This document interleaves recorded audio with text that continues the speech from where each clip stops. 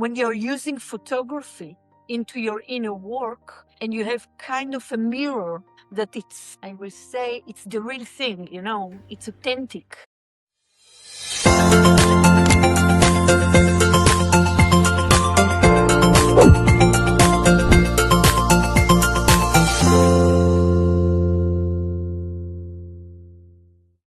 Welcome to Allow Yourself podcast. And today we have a very, very interesting guest. I can call her a friend, a very special person for me. And her name is Efrat Shani. And she describes herself as a creative mentor, and she really is.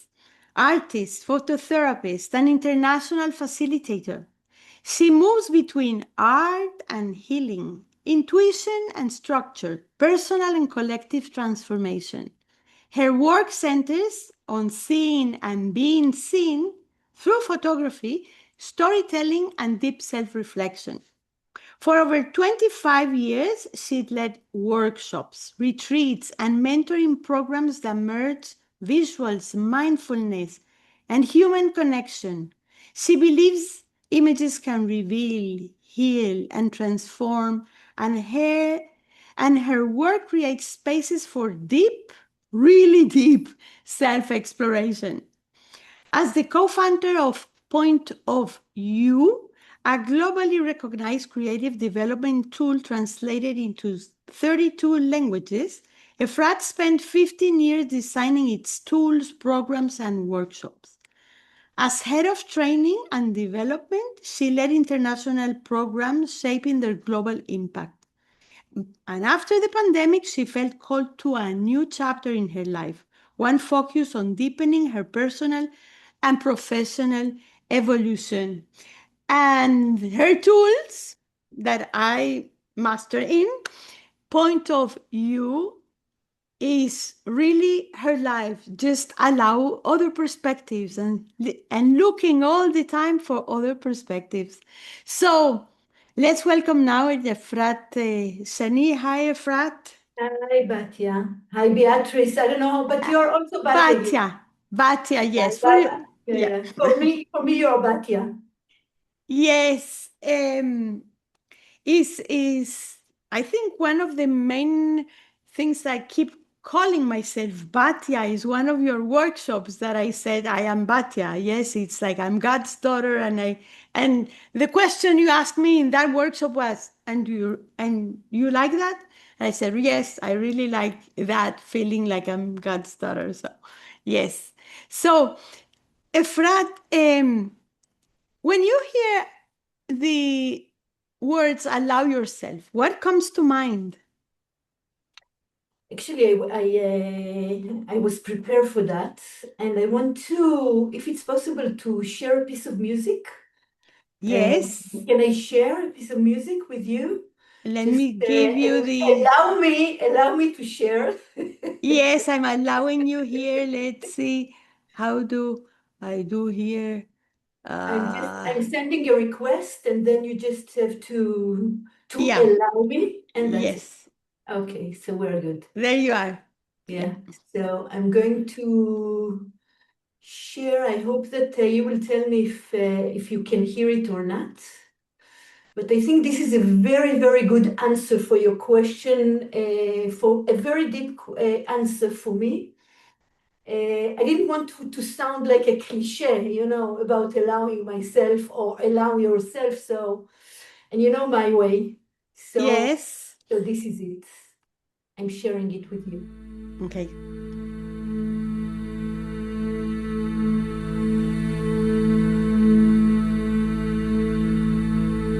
I'm allowing me to be me. I'm allowing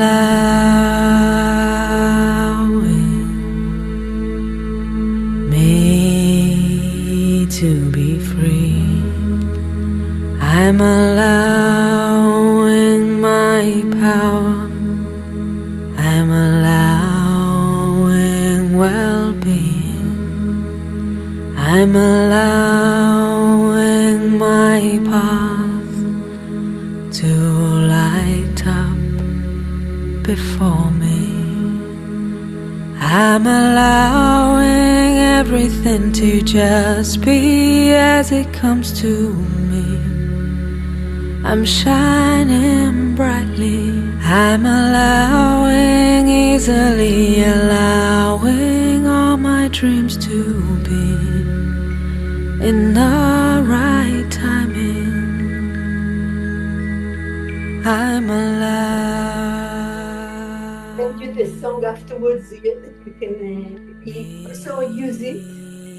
Just stop to share and I will be back with you. But I think this is really, for me, what does it mean to allow it to answer with a song? This is one thing, not with my wording, with a creative, even that it's not mine, but I'm allowing myself also to take from other and just to give it a stage also. And I think this is part of me. I'm allowing myself to be creative and to be out of the box and to follow my heart and to be me. It sounds very easy, but it's not. In the world that we live, just to allow yourself to be ourselves and be creative and show ourselves as we are, because we have a lot of voices. We think they are external, but usually are internal. Those voices that limit us. So that's why the allowing comes into place. But it's a beautiful song and beautiful you through songs and through art and through other people, photography and music and poems, just to absorb what really resonates with us. And allowing me to be me, allowing me to be free, allowing me to well-being and my path.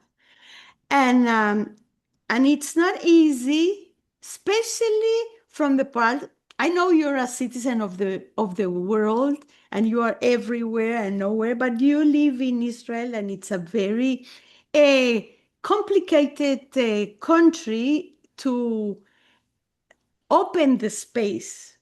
I don't know if, at least that's the way, my opinion. Let's see if you feel that way. But it really, between all that chaos, how do you allow yourself to be so creative? First, I will say that I was born to this chaotic state of mind. I was born, always I'm sharing this story that I was born 1 month before a 6-day war. And it was in the 60s, and there were no shelters like we have today. So I started my life that my mother used to run with me when there was bombing and whatever. I don't know, somewhere that they were digging kind of something, kind of a shelter, in the ground somewhere. So, I was just 1 month. And so I was born for it, into that. And I'm saying that since all my life, I think that this is the seventh war that I'm going through all my life. And it's really, and I think that it's also, if we are taking the bright side of life, and in this kind of situation, there is no other way than to take this side of life and to look at it at least, on the half full cup. So I think this is what made me. This is part of what made me me, to allow myself, because life in Israel are not so easy. And but in the other hand, it's really bring me, or I think a lot of us Israeli, we are resilient. We know how to solve problems, and about solving problems when you are in survival mode, doesn't really matter if it's real life and death, but it's really evolve your creativity. And I think that as a culture, we are very creative people. Not only me. Yes, I agree. I agree with you that it's a culture, but you have developed it really, really deep in looking for the solving the problems in the point of view also method, no? That it's looking for other perspectives in order just not to see what they're presenting us and the war and the bombing and the what really is happening, the facts, but looking for another perspective of reality is not just one point of view. You can see it from different angles. So I think that it evolved in you to create, to even develop it further. The running around, the looking for solving perspectives. And as you travel around the world, as you put it here, right, that you're a very international facilitator, you like to listen, is that correct? You like to listen the other opinions, the other person's opinions and art in order to see what other way of seeing you can see. I love other culture. I love different perspective. This is also my part of my life because you're talking about points of view, but also I allow myself to leave this company, even that I was in a very good status and in a very good position and a very stable, company and whatever. And I allow myself to continue with my life because something was not satisfying me anymore. And this is me. I think that I was blessed with a very unique mother that allowed me since I was very, very young to be me. To be me. And she also, I think that part of my education was two things. One is to be unique. This is a value that I got since I was really, really young, to be unique. And it's not an easy one, to chase your uniqueness all your life. So this is one thing that I was grew on, as a value, as I think this is part of my DNA. This is one thing. Second thing, my mom was really radical, authentic. I think that I'm not radical like her, but it's also something that I got. And the last thing that she really allowed me and us, also my brother and sister, is to be independent and to choose our own decisions since we were very, very young. She, in Hebrew, I don't know, maybe you know it also as children, that nobody will decide for me. So I didn't say it because nobody really decided for me. I was made my own decisions, and it gave me really kind of independency, liberation, a very deep liberation inside me, to express myself first. It sounds so flowing, right? But it's so hard to find kids or adolescents even that they made their own decisions because yes, they made their own decisions, but what happened after if they made the wrong decision according to the parents or according to the teachers or according to the environment where they are? What's the consequences? So how did you manage with that part? No, I don't remember it as a child, but I remember it as an adult, about big decision that I made in my life. And I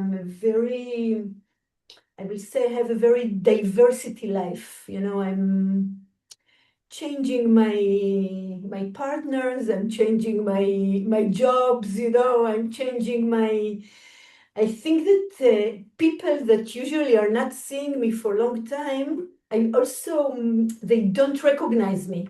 So there is something that changing in me also in the outside, not only in the inside. And it's not so easy, you know. I'm taking decision. I can tell you that I just took a decision in the last months. I can say that it's inside me. It's cooking inside me for a long, long time. All my life I live in Israel, and I never experience. I'm traveling all over the world, but this is my base. Traveling, it's not traveling. I'm doing my work. I'm traveling. I don't know. I used to have workshop from Japan till Brazil, also in Costa Rica. We did twice together workshop, big workshop retreats in Costa Rica. And I'm traveling, but usually I'm coming back. And I made after the last war that we have here, that was not easy for me, not in a perspective because I have a shelter inside my house. It's really, I feel safe and everything, but just the concept that I'm sitting in my house and a bomb can come and, you know, fall on my head was a concept that I said to myself, how come I'm choosing that?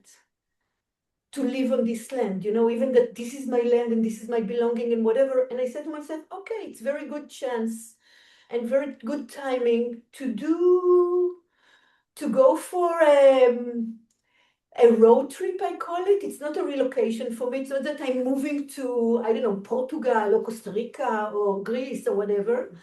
I really want to travel a little bit around the world. And this is the decision that I just made 1 month ago. I'm going to live and to start my journey on this August. And when I'm taking a decision, it's taking me time till I take the decision. It's not easy for me, you know, but the decision is coming from my heart. This is how I made the decision. It's not really calculated, not in money, not in what will I do. And when I feel a little bit that I have a lot of also some fears, I know this is a real one and a good one. So I have also fears. But after I make my decision, I'm taking my mind into the process, and I'm doing my plan. And I have my Excel sheet already ready. You know, not all, because I'm living, you know, I'm going to adventure. But I can tell you that November I'm going to have a retreat in Mexico. 5 in November there is a retreat in Mexico. I'm just waiting to the contract with the venue. I know that before that I'm coming to visit you in Costa Rica, and then Welcome, welcome.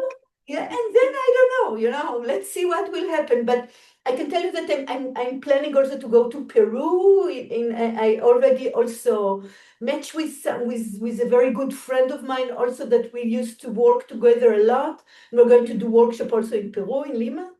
So, you know, and when I make the decision and I have the plan, I have no regrets, you know, and I made, you know, I was divorced and I was, so many things in my life that I did that are kind of extreme in a way for people. You know, I'm 59 and I'm going to kind of a backpacker, I don't know, journey, even that it's kind of a road trip to meet my audience again, because since COVID, since pandemic, and since I actually left Points of View, think about we used to meet each other before pandemic at least once or twice a year. Since pandemic, I didn't see you in person.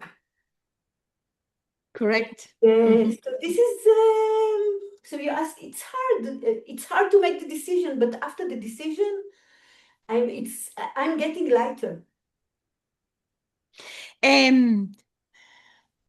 That's very unique, and you got that from your mom, and you really absorb it in your way of living your life and taking your own decisions. A couple of things you said. Number one, this once you take a decision, that's Pilar Sordo from Chile, that is, she's a psychologist from Chile. She called it the 30 seconds that it takes. 30 segundos. To make decision, maybe? Yeah. 30 seconds to change your life. Okay, the decision making.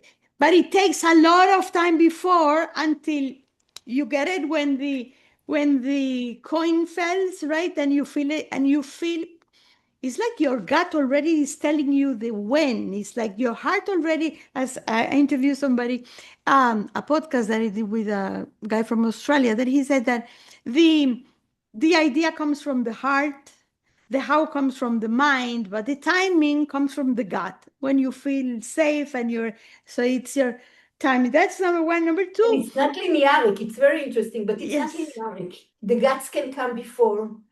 It's not linearic, but in the end, you are holding it with your mind in a way. You're following your heart, and this is if I will go back to your theme, allow yourself. It's really, I think that to allow myself to follow my heart and to follow my guts, Yeah, the guts is saying no. the mind will follow afterwards. Yes, All is yes. good. Don't worry. It is not, the mind is not, we are not leaving the mind behind.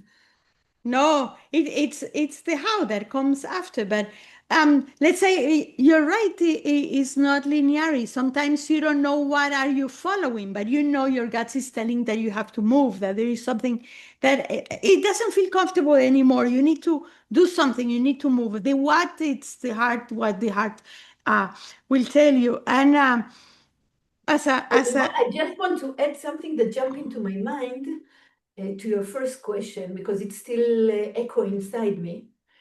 good. And I'm saying to myself that I'm allowing myself to live life in its full potential. I'm really living my life to the max, all my life, in all the layers. Let's not go into details. Yeah. No. I'm not going to details, but I'm going to one detail that it's maybe it's because of the chaos you were born in and the environment that you said that one of your last retreats had a name that really connected to the chaos that you're living on, that the country is living and the world. I don't think it's on Israel. Maybe Israel is where you really feel it, but the whole world is in chaos, according to me. Is the name of your retreat that falling in love with life again, falling life. Falling with love with life again. I can say that this chaotic statement was not kind of, I'm always, I think that this is also part of the way we are seen, okay? That this is what I'm teaching in the end, seeing and being seen. There is two layers. There is the individual layer and there is the collective layer. And this is how we live, and I see this is how we feel, and so many things. I will not go deeply into that, but it's also the punctum and the studium that Roland Barthes was talking about. But this one was more individual than collective.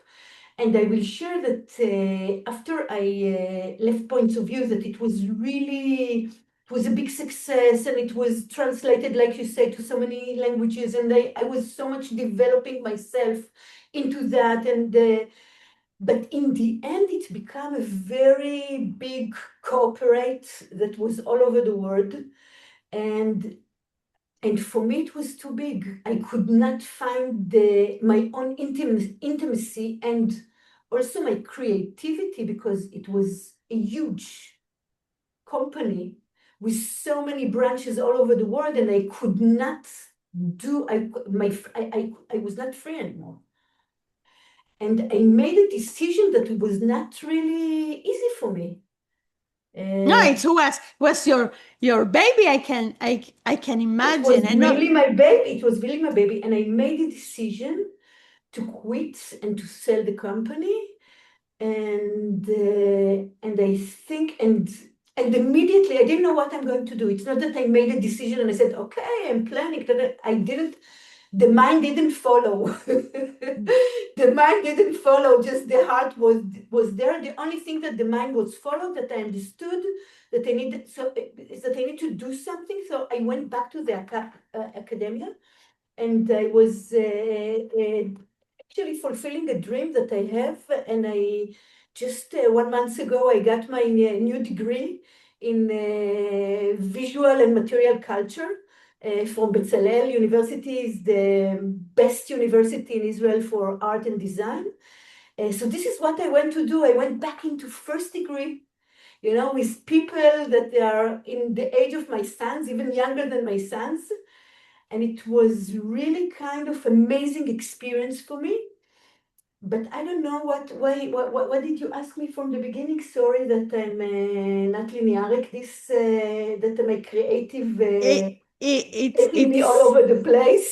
It's falling with love, in love, with life again.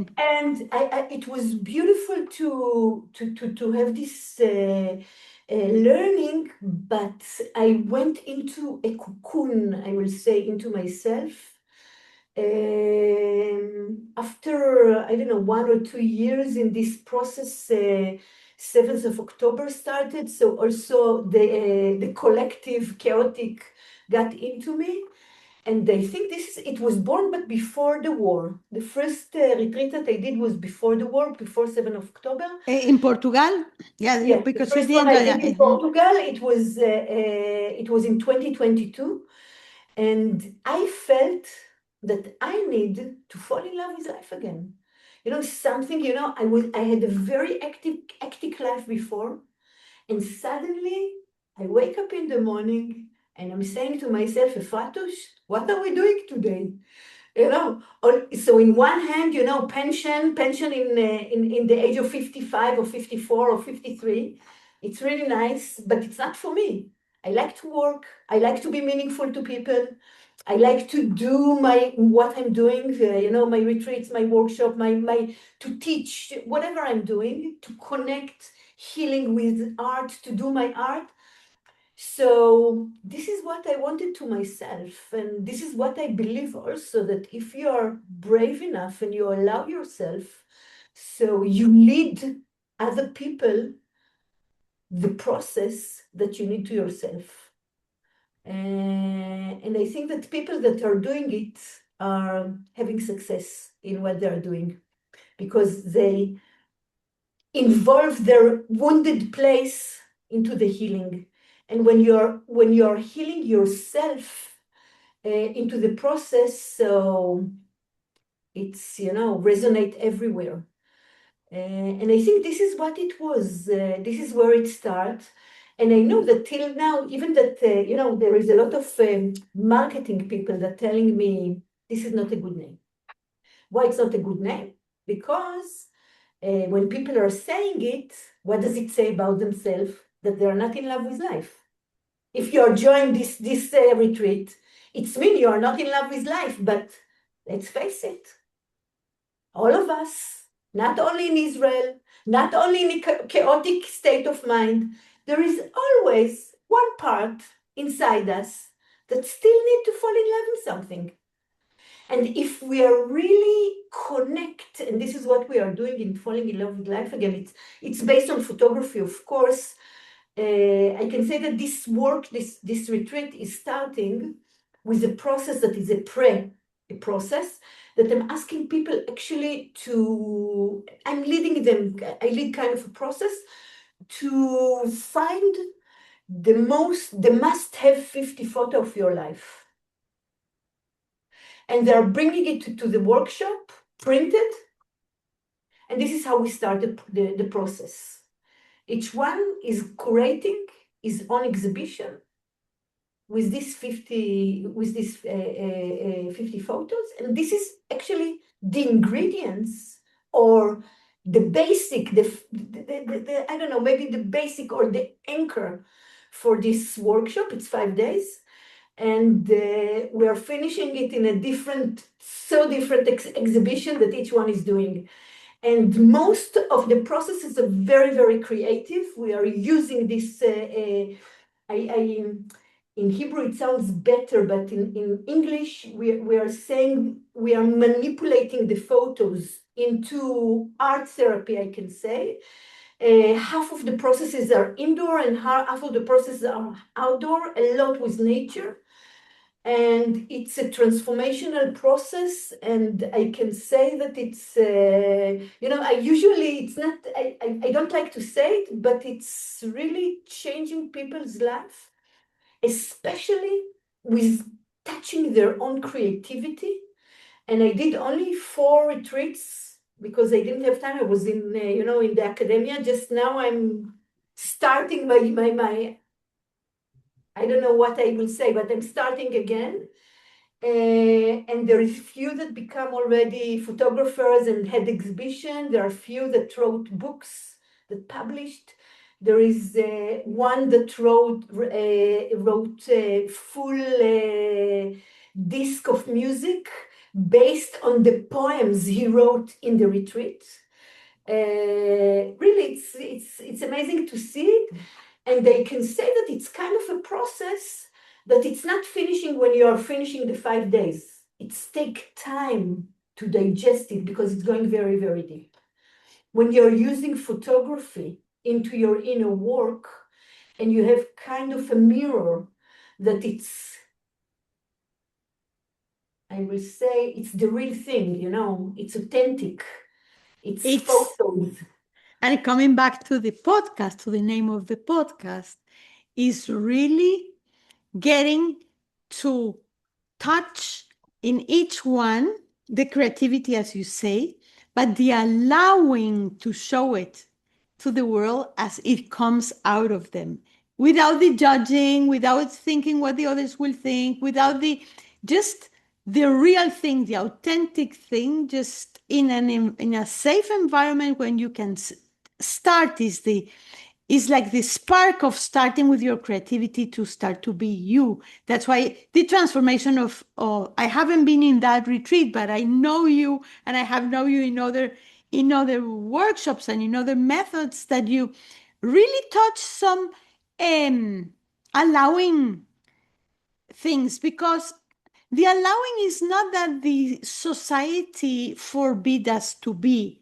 Really is the uniqueness that you talk about, that is the boundaries that we put to ourselves, they were put when the layers that were put once we were growing, that we don't allow ourselves to show for many reasons. Fear, judgment, belonging. It doesn't matter what's the reason, but you are the one who yourself to restrict yourself. So what I'm feeling that you're saying is that in those workshops, the people realize that they have their permission to be themselves and to show the creativity that it comes with. And by the way, that's something I learned from your retreats, that I use it a lot with me, because I use it at the time that I was going through difficult times. That is that you really heal yourself while you're healing others. How you get into the process. I remember that phrase from 2015. That was the first time that I did a workshop with you, that I was going through, really through hell at that time. That it was, yeah, you start healing yourself once you start healing others, because it becomes part of you. You can see it, you mirror it, you feel it, you express it. So it's really, really nice. And I think one of the now with your road trip, one of the things that I feel that at least what I listen, that you're allowing yourself is to explore more. This is just not enough. I need to explore more and go back to different things. How do I see things different? Is that correct? I don't know if to explore more, but to explore differently. Because I feel that I was traveling a lot through my life. I'm not going into traveling. I'm going into a new experience for myself. This is what it is. I feel that I'm getting into a new phase in my life. My two sons grew up, I was waiting for a long time to have this freedom, even that I'm still feeling that my younger one that is 24 is not young anymore, but to living in Israel, I don't know, I feel a little bit, but it's okay. I feel that I'm allowing myself to be a mom from abroad. And this is also something to allow him to be independent in his life and to do really the separation, to have his own life. But I'm really going into an experience for myself. I feel this is what I started with. I always lived in Israel, even that I was traveling, and I'm a citizen of the world in a way. But I never lived anywhere else, only in Israel. And it's the first time that I'm going to leave Israel for, I don't know for how long. I don't know if I will ever be back. I don't know if I want, but I will not go into political things. I don't know if I want to go back even. It's a question mark for me. I will see what is happening, with me after I will. And this is an experience for me, to go, there is, I used to have a therapist years ago. I used to do group analysis, I don't know how you call it exactly in English. Yeah, And I did analysis. it, analysis for a long time, for, I don't know, 4 or 5 years. And it was one of the most transitional paths that I went through. It was like once a week. And she was talking about two paths that we have. The two paths that people have in the life. One is the people of the path, that they are traveling, they are the seekers, they are looking for things. And there is the people that are home people, that usually they was born and live in the same house. Usually you can find them still living in the house that they were born in. And that the optimistic life is to find a way in between. And I can say about myself, I was seeking for a house or a home or a base all my life, but I'm a path person. I'm a seeker. I'm a wanderer. This is me. This is my basic. And I think that as a mom, I really wanted to give these roots also to my son, these two roots, the homey roots, but also the path roots. But now I'm for my own, luckily I don't have also a partner. And this is also a choice that I made, that it's not so obvious. And a lot of people are asking me, how come you don't have a partner? And, I just heard a podcast a few days ago that someone that she's like me and she chose to live by her own. And she said, I never ask people that live in couple, how is it that you live in a couple? Because this is the obvious one. But so I'm exactly on the right timing to go in this different experience that bring me also fears, it's not, I'm also, I don't know how it will be. I was traveling, I don't know, for 3 months, for 2 months maximum. When I was young, I was traveling, just after my army for 1 year, full year, but, I'm not 20 anymore. So let's see how it will be. And I'm an adventure woman, and I love it. It's part of my, if we're going back to falling in love with life again, for me, this is to fall in love with life again and again and again and again, to allow yourself. I think that it's connecting, because when I'm allowing myself, doesn't really matter what, each one will choose his own allowing. But when you allow yourself, you're feeling alive.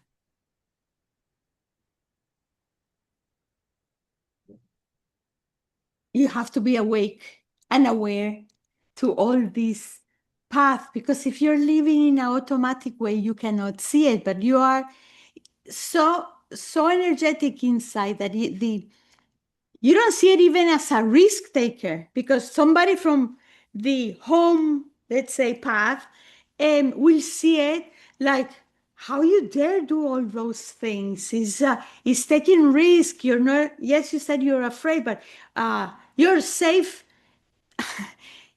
Do you feel safe doing those things? Do you don't fear about your safety? And I think that comes also where you live, that there is no safe anywhere, not even there that a bomb can feel in your home. So uh, it's like a feeling of being safe no matter where you are, is you trust the process and you feel safe yourself. You said something important. Anyway, after these 3 years, 2.5 years, since 7th of October 2023, that the war started here, it's a big, I think, belief that we all, as a collective in Israel, even that not everybody will say it out loud, but we lost our safe space and our safe place. It's not safe here anymore. Maybe it's not safe nowhere. I don't know. But just to understand, and if we will think that before we had the pandemic, that the unknown entrance, our lives. So for me, and I will say something, and maybe it's because I'm Israeli, I'm not sure, to take risk or to be bold or this kind of wording, to be, I don't know, courageous or whatever, you can name it, it's easy for me. I'm not feeling that I'm taking risk. It's the obvious for me. It's not a big deal for me, to do it. It's not, I'm not having, other people, it can be a big deal. For me, it is the easy part to take a risk. Also in business, you know me, I did business all my life. I was never working in a company. I always work by my own. I had my own companies or my own business. This is how I am. Since I was very, very young. I remember that in the age of 17, I wanted to go to a rock show. I didn't have the money. My mother didn't want to give it to me. And I just made some earrings, made earrings. And they opened a small booth somewhere, and this is how I collect the money for the rock concert that I wanted to. This is me. I'm finding solutions. I'm doing it. I'm creative in that, and it's not a big deal for me. According to what I'm listening to you, I can see how you develop the new method, that it's really, really powerful, that it's called your new method where you're teaching now, that is the kind gaze method, right? It's like there is no risk, there is just go ahead, just explore, just see outside, see inside, see things from a different perspective. So As is, see the things as is. Don't put anything on that. Don't interpret it. Just look at it as is. Don't bring your judgmental, don't bring your beliefs, don't bring what you know about it. The things, the phenomena as is. if you had to go back to Efrat, the adolescence, the 17 years old Efrat, what would you advise her to allow herself?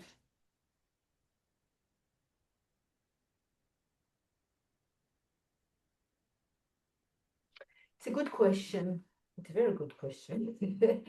Because in one hand, I must say that I was allowing myself since I was very, very young,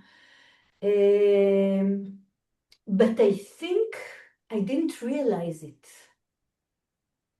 And I don't know how to say it exactly, but maybe you will understand it and you will give it words. It was obvious for me to be who I am, but I could not, I could not see it.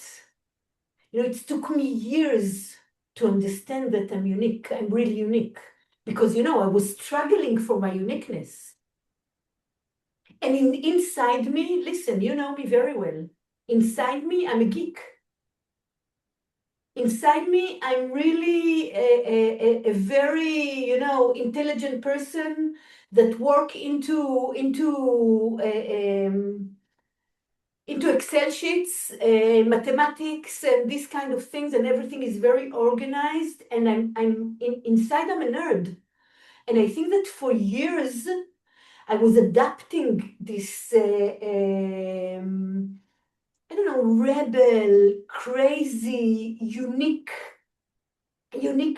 image that nobody will know that I'm a nerd.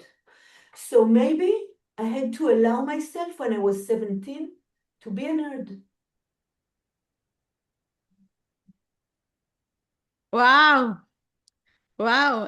And usually to be the nerd is to be the smartest and, but yeah, it's like to fit It's in not also. unique, but it's not unique enough. It is not unique enough. Yes. Beautiful. And what would you tell the audience that is listening to us right now to advise? What advice would you say that comes to mind? Allow themselves to be me, to be themselves, to allow themselves. I think if I will say something is also something from the kind gaze. You allow yourself to put the kind gaze, especially to yourself. To the be with kind the gaze. kind gaze to yourself. I think that this is to allow yourself to bring this kind gaze first to yourself. This is one thing that I think is important for me. And the second thing is I believe that creativity can save the world, honestly. And I think allow yourself to be creative, even that you didn't touch a pen or a color since you were 5 years old. And just allow yourself to be creative. There is so many ways of being creative. I can say that one of my artist way in my work is my workshops, is my art. And people are not counting workshop as art, but if you will come to my workshop, you will understand what does it mean art in workshops. And really to allow yourself to And be nerd also. It's I'm a art. nerd. I'm a Yes. nerd. Hey. And I can say, because I am a participant in your work, in your kind gaze mastery, that it's not only art, it's the amount of information that you have gathered from others and what these ones say and how these ones say. It's the nerd part together with the uniqueness of the workshops. So thank you very much, Efrat. It was just a beautiful conversation, really deep. And the audience, you allow yourself to be you, allow yourself to rest, to pause, to discover your creativity. And you can find Efrat in her website, efratshani.com. And thank you very much, Efrat. And see you next time. Yeah, I hope that it will be soon. We're meeting really in person. Thank you so much, Batya, for inviting me to this podcast. It was, I don't know, it was flowing. And I feel that we both allow ourselves just to be, as we are usually. It was beautiful. And congratulations for what you are doing. I think it's so important. Thank you. Really, thank you. Thank See you. Thank you.